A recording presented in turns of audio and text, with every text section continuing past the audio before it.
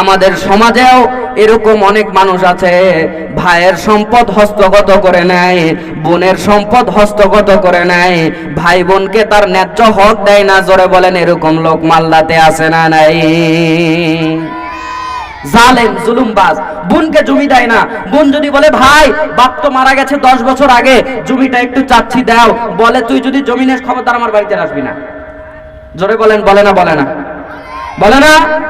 এই জালেম, শুনে রাখো, তুমি বোনের জমি মেরে দিয়েছো, ভাইয়ের হক নষ্ট করেছো, হাজার হাজার টাকা তুমি ধার নিয়ে আর ধার শোধ করো না।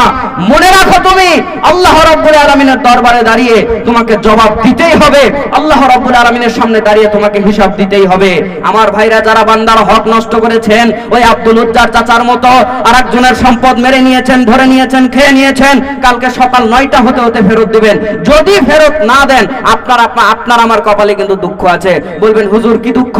শোনেন, বান্দার হক নষ্ট করা এমন একটা গুনাহ, এটা হক নষ্ট করে বান্দাকে যদি আপনি ফেরত না দেন, তাহলে আপনি আল্লাহর কাছে লাখবার কোটিবার তওবা করেও কোনো লাভ হবে না, কোনো লাভ হবে না। আগে ওই বান্দার হক ফেরত দিতে হবে, তারপর আল্লাহর কাছে বলতে হবে আল্লাহ ভুল হয়েছে, মাফ করে দাও। যদি বান্দার হক নষ্ট করে, বোনের জমি নষ্ট করে, ভাইয়ের জমি কেড়ে নিয়ে হজ করতে 14 বার সৌদি আরবে যান, আপনার হজ জেদ্দা এয়ারপোর্টে আছে, ইন্ডিয়াতে আর আসে নাই। কাল সকাল 9টা হতে হতে ফেরত দিবেন। কার কার হক নষ্ট করেছেন, যদি ফেরত না দেন, পরকালে বিচার কেমন হবে জানেন? দুনিয়াতে ফেরত দেন নাই, হক ওইভাবেই খেয়ে চলে গেছেন। আল্লাহ নবী সাল্লাল্লাহু আলাইহি ওয়াসাল্লাম বলছেন, মিশকাতের মধ্যে হাদিসের উল্লেখ, আল্লাহ নবী সাল্লাল্লাহু আলাইহি ওয়াসাল্লাম একদিন সাহাবীদেরকে ডাক দিয়ে বলছেন, সাহাবীরা তোমরা কি জানো দুনিয়ার মধ্যে সবচেয়ে টাকা পয়সা নাই কার? সবচেয়ে গরিব কোন ব্যক্তি? আল্লাহ নবীকে সাহাবীরা বলছে, আল্লাহ নবী আমরা জানি না। আল্লাহ নবী বলছে, সাহাবীরা শোনো, হাসরের ময়দানে আল্লাহ রাব্বুল আলামিন কতক বান্দাকে ডাকবেন, যাদের নেকির পাহাড় হবে, নেকির পাহাড় নিয়ে তারা আল্লাহ রাব্বুল আলামিনের সামনে আসবে।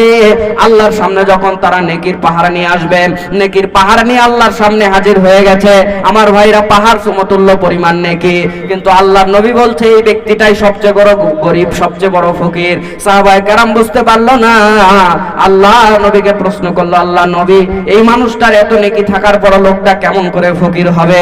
আল্লাহ নবী বলছে, সাহাবীরা শোনো, এই ব্যক্তি হচ্ছে সেই ব্যক্তি যে দুনিয়ার মধ্যে মানুষের হক নষ্ট করেছিল।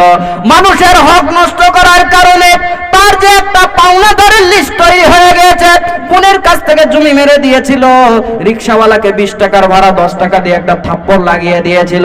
আমার ভাইজান আরেকজনের কাছে, দোকানদারের কাছে 1000 টাকা ধার করে আর ধার দেয় নাই, ধার খেয়ে আর ধার দোকানদারকে দেয় নাই। এরকম বান্দার হক নষ্ট করে অনেকগুলো পাওনাদার যখন দাঁড়িয়ে যাবে, আমার আল্লাহ রাব্বুল আলামিন বিচার কাজ যখন শুরু করে দিয়ে দিবেন, আমার আল্লাহ যখন বিচার শুরু করে দিবেন, তখন আল্লাহ রাব্বুল আলামিন দেখবেন ওই বান্দার অনেক নেকি, পাওনাদারেরা এসে বলবে, আল্লাহ ওর নেকি যতই থাক আমরা এটা ওর কাছ থেকে পাই। আরেকজন এসে বলবে, আল্লাহ এটা আমি পাই। বোন এসে বলবে, আল্লাহ জমি পাই, জমি দেয় নাই। আল্লাহ বলে, রে বান্দারা আর বান্দিরা, আজকে তোমাদের হিসাব হবে, পাওনাগুলো আমি চুকিয়ে দেব। আল্লাহর নবী বলছেন, এইবার আল্লাহ বিচার করা শুরু করে দিবেন, বান্দার হক যারা নষ্ট করেছেন সাবধান হয়ে যান। আল্লাহ রাব্বুল আলামিন এবার বলবেন, ও ফেরেশতারা, যেই বান্দাটা পাওনা আছে, আজকে তো হাসরের ময়দানে কোনো টাকা নাই, দিনার নাই, দিরহাম নাই, ওই বান্দা তো কিছু পাওয়ার আছে, ওকে আজকে এই নেকির পাহাড়ওয়ালার নেকি থেকে ওকে নেকি দিয়ে দাও। আল্লাহ রাব্বুল আলামিনের পক্ষ থেকে ফয়সালা হয়ে যাবে, ওর নেকিগুলো এর কাঁধের উপরে চাপিয়ে দেওয়া হবে, এর নেকি কম হয়ে যাবে, এই ব্যক্তির নেকি বেশি হয়ে যাবে, লোক জান্নাতে চলে যাবে, ওর নেকি কমছে। পাওনাদার আছে, দিতে দিতে নেকির পাহাড় শেষ হয়ে যাবে। আল্লাহর নবী সাল্লাল্লাহু আলাইহি ওয়াসাল্লাম বলছেন, তারপরেও পাওনাদার গুলো একটাও কমবে না, কারণ যেই মানুষগুলো বান্দার হক নষ্ট করে খায়, ও ভ্যানালার কাছ থেকেও খায়, দোকানদারের কাছ থেকেও খায়, বোনের কাছ থেকেও খায়, ভাইয়ের কাছ থেকেও খায়, সুযোগ পেলে আপন বাপেরও পকেট কাটতে ছাড়ে না। আওয়াজ করে বলেন কথা ঠিক কিনা? পাওনাদার অনেক রয়ে গেছে, নেকি তো শেষ হয়ে গেছে। আল্লাহর নবী এবার বলবেন এর গুনাহগুলো যেগুলো রয়েছে, যে লোকটা পাওনাদার, ওর গুনাহগুলো এর ঘাড়ের উপরে চাপিয়ে দেওয়া হবে। নেকির পাহাড় ছিল, নেকিগুলো শেষ, এবার গুনাহগুলো তার ঘাড়ে চাপিয়ে দেওয়া হয়েছে। যেই ব্যক্তি পাওনাদার ছিল, ওর নেকির ওর গুনাহগুলো হালকা হয়ে গেছে, ও জান্নাতে গেছে। আর পাহাড় পরিমাণ নেকি নিয়ে এসে সব ফুরিয়ে গেছে, গুনাহ বাড়া শুরু হয়ে গেছে। গুনাহ বাড়তে বাড়তে নেকি শেষ, আর গুনাহ বাড়তে বাড়তে এমন পরিমাণে চলে গেছে, আল্লাহর পক্ষ থেকে হুকুম হবে একে জাহান্নামের মধ্যে ফেলে দাও। আওয়াজ করে বলেন নাউযুবিল্লাহ। তাহলে যারা বান্দার হক নষ্ট করেছেন, কালকে সকাল 9টার মধ্যে ফেরত দেওয়ার দরকার আছে না নাই? কালকেই ফেরত দিয়ে দিবেন। যদি না দেন হাসরের ময়দানে আপনি আটকিয়ে যাবেন। চলেন শোনাচ্ছিলাম, দেখেন ইসলামের জন্য কত কষ্ট করেছে সাহাবীরা। আব্দুল উজ্জা চাচার কাছে এসে বলছে, চাচা আপনি যদি আমার সব সম্পদ কেড়ে নেন চাচা, তারপরেও আমি ইসলাম কবুল করব, তারপরেও আমি ইসলাম কবুলের জন্য যাব। চাচা বলছে, আব্দুল উজ্জা তোমার যত সম্পদ ছিল, গরু ছিল আর ছাগল ছিল, সব তোমার কাছ থেকে আমি ছিনিয়ে নিলাম। জোরে কন্না নাউযুবিল্লাহ। আব্দুল উজ্জা তখনও যখন শুনল না, আল্লাহর নবী সাল্লাল্লাহু আলাইহি ওয়াসাল্লামের এই সাহাবী, যখন তিনি সাহাবী হন নাই, পরে সাহাবী হয়েছিলেন, তখন তিনি বলছেন, চাচা তারপরেও গেলাম ইসলাম কবুলের জন্য। এক পর্যায়ে চাচা যখন ঠেকাতে পারে না, চাচা ডাক দিয়ে বলছে, আব্দুল উজ্জা তুমি যদি মুহাম্মদের ধর্ম কবুল করার জন্য যাও, দিন পরিবর্তন করতে যাও, ইসলাম মানতে যাও, তোমার শরীরের মধ্যে যেই কাপড় আছে, ওই কাপড়টাও আমি খুলে নিয়ে তোমাকে এই জায়গা থেকে ছাড়াবো। কারণ তোমার শরীরের মধ্যে যে কাপড়, এটা তুমি তোমার টাকা দিয়ে কেনো নাই, এইটাও তো এই সম্পদের মধ্যে টাকা থেকে কেনা। তখন আব্দুল উজ্জা চাচার দিকে তাকিয়ে বলছো, চাচা আপনি আমার শরীরের সব কাপড় চোপড় যদি খুলে নেন, তারপরেও আমি মুহাম্মদের ধর্ম কবুল করব। কারণ মানুষের মৃত্যু কখন আসে এটা বলা যাবে না। আমার মৃত্যু চলে আসলে আর আমি ইসলাম কবুল করতে পারবো না। আব্দুল উজ্জা এই কথা বলে যখন চলে যায়, চাচাকে মৃত্যুর দোহাই দিয়ে, জোরে বলেন মৃত্যুর কোনো আসার সময় গ্যারান্টি আছে? আছে। হঠাৎ করে আসবে, হঠাৎ করে আসবে মরণ, এর নাম জীবন। এই কথাটি স্মরণে রাখি আমরা সারা জীবন। হঠাৎ করে আসবে মরণ, এর নাম জীবন। এই কথাটি স্মরণে রাখি আমরা সারা জীবন। মালাকুল মাউত আসবে যখন, কেউ করবে না ভাই কোনো টেলিফোন। মালাকুল মাউত আসবে যখন, কেউ করবে না ভাই কোনো টেলিফোন। মৃত্যুর কোলে পড়বে ঢলে, চলবে না কোনো আস্ফালন। হঠাৎ করে আসবে মরণ, এর নাম জীবন। এই কথাটি স্মরণে রাখি আমরা সারা জীবন। জোরে কোন কথা ঠিক কিনা? আব্দুল উজ্জা বলছে, চাচা কখন মানুষের মৃত্যু চলে আসবে চাচা এটা আমরা জানি না, বলতে পারি না। আমি মুহাম্মদের দরবারে যাব ইসলাম কবুলের জন্য। আল্লাহর নবীর দরবারে যখন যাবে, আব্দুল উজ্জার খেয়াল হয়ে গেছে শরীরের মধ্যে কাপড় নাই, চাচা তো সব কেড়ে নিয়েছে। আব্দুল উজ্জা তখন মনে করলো, আমি আমার মায়ের কাছে একটু গিয়ে বলি, দেখি কাপড় পাই কিনা। ছোটবেলায় ওই যে বাবা মরে গেছে, মা অন্য ঘরের স্বামীর সংসার করে, মায়ের কাছে গিয়ে বলছে, মা অনেক টাকা পয়সা ছিল রে মা, অনেক প্রাণী ছিল রে মা, উট ছিল, দম্বা ছিল, অনেক কিছু ছিল, চাচা সব কেড়ে নিয়েছে। শরীরের কাপড়টা ছিল তাও কেড়ে নিয়েছে। মা বলে, কি কারণে তোমার এই অবস্থা করলো? যুবক ছেলে উলঙ্গ হয়ে মায়ের সামনে গেছে, মায়ের বড় লজ্জা লেগে গেছে। আব্দুল উজ্জাকে বলছে, আব্দুল উজ্জা তোমার এই অবস্থা কেন? আব্দুল উজ্জা বলছে, মা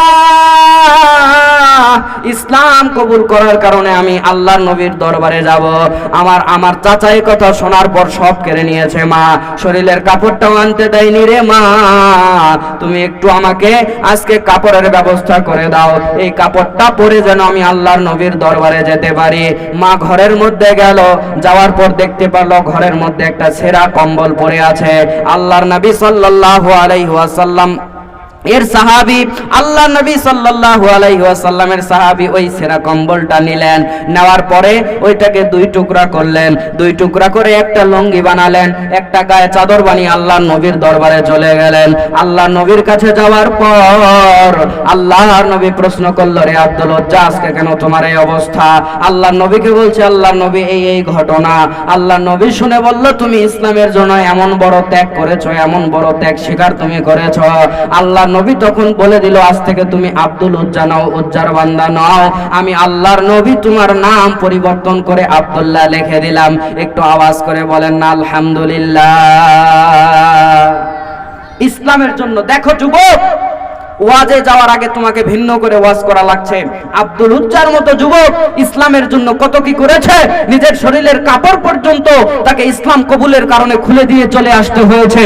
আর আজকে তুমি সেই ইসলাম পেয়েছো, তোমার লজ্জা নাই, শরম নাই, তুমি রাস্তাঘাটে চলাফেরা করো, আবার ঘন্টার পর ঘন্টা ফোন চালায়। জোরে বলেন আছে না নাই? এখানে অনেকে বসে বসে ফোন চালাচ্ছে, আমি কিন্তু দেখতেছি, আমি কিন্তু কানা না। বলবেন হুজুর আপনি মনে হয় কোনো দিকে যে আলো লাগিয়ে দিয়েছে, আপনি কিছু দেখতে পারবেন না সামনে। আমি কিন্তু সব দেখতে পাচ্ছি।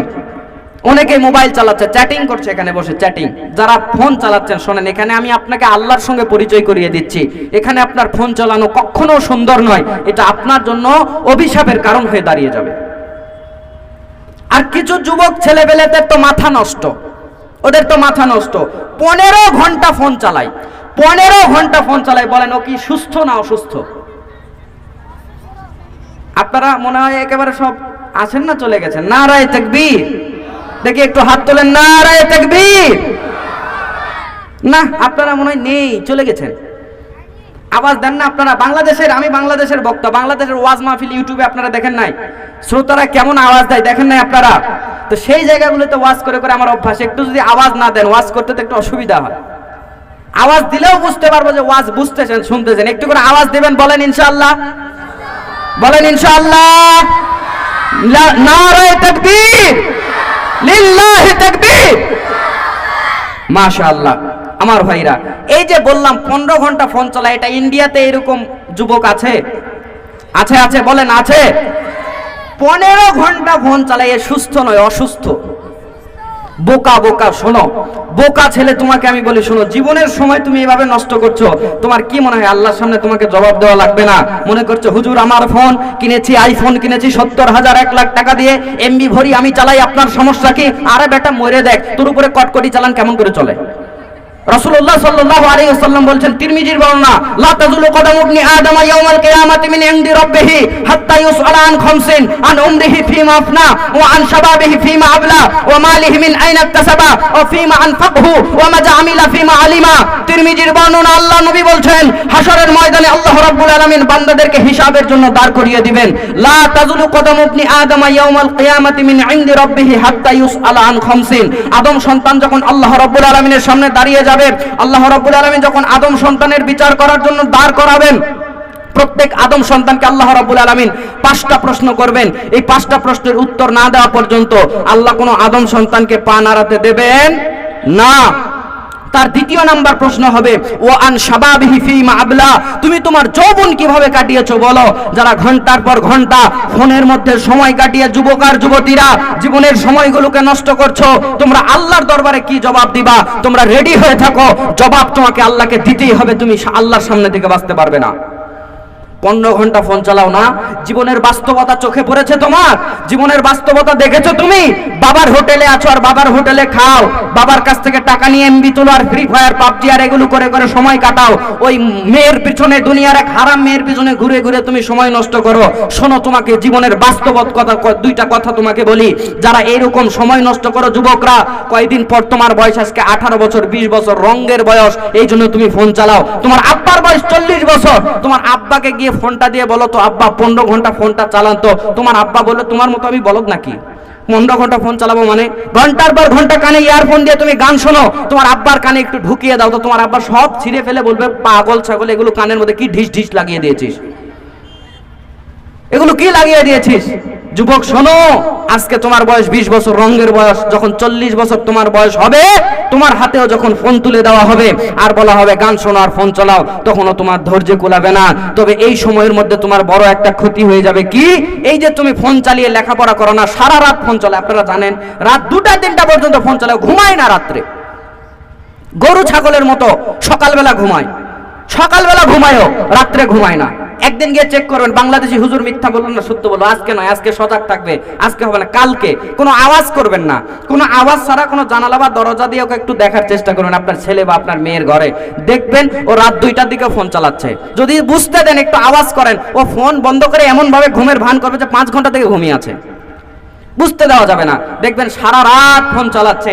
এই যে যুবক শোনো, এই যে লেখাপড়া তুমি করছো না, ফোন চালিয়ে চালিয়ে জীবনের সময় নষ্ট করছো, এই আজ থেকে তোমার বয়স যখন আজকে 18, 20, 25, 26 বছর বয়স যখন হবে, বিয়ে যখন হবে, বাবা মার ভর যখন তোমার কাঁধের উপরে এসে পড়বে, যখন জীবনের চরম বাস্তবতার সামনে তুমি সম্মুখীন হবে, তুমি তো এমন অকেজো ছেলে, তোমাকে দিয়ে তো লেখাপড়া করা নাই, তোমার তো চাকরিও হবে না, আর চাকরি না পেলে ভালো বিয়ে করতে পারবে? যার সঙ্গে প্রেম করে করে সময় নষ্ট করো, বিয়ে করবে এই আশায় প্রেম করে করে সময় নষ্ট করে, ও তোমাকে আশা দিয়েছে তোমাকে ছাড়া বাঁচবো না গো, তোমাকেই আমি বিয়ে করবো, আর কাউকে বিয়ে করবো না। তুমি একটা খালি চাকরি না পাও, তুমি একটা বেকার হয়ে বসে থাকো, ওই মেয়ের বাপি ওই মেয়ের মতে 35 বছরের এক সাইন্দার সাথে বিয়ে দেবে, মাথায় সাদে মাল নাই, চুল নাই, কিন্তু সরকারি একটা চাকরি আছে, সরকারি একটা চাকরি আছে, সাদে মাল নাই, কিচ্ছু নাই, ওর সঙ্গে বিয়ে দিবে। তুমি গলায় দড়ি দিয়ে যেখানে ঝুলে থাকবে, আর ওই জায়গায় তার এক জায়গা থেকে সংসার করবে। বোকা ছেলে, জীবনের বাস্তবতা তুমি বুঝো, লেখাপড়া করো না, চাকরি বাকরি তোমার হবে না, তুমি কৃষি কাজ করতে পারো না, বিজনেস পারো না, তোমাকে দিয়ে হবে কি? তুমি কিছুই পারো না, তবে তোমাকে ইনকাম করতেই হবে। শেষমেশ কোনো পথ না থাকলে তোমাকে লবণ বিক্রি করা লাগবে, আদা বিক্রি করা লাগবে, পান বিক্রি করা লাগবে, আর আইসক্রিম বিক্রি করে খাওয়া লাগবে। আল্লাহ এদেরকে হেদায়েত দান করুক, বলেন আমিন। এই মোবাইল এসে লাভ হয়েছে না ক্ষতি হয়েছে? বলেন, লাভ হয়েছে না ক্ষতি হয়েছে? লাভ যেটুকু হয়েছে, ক্ষতি এর চেয়ে বেশি হয়েছে।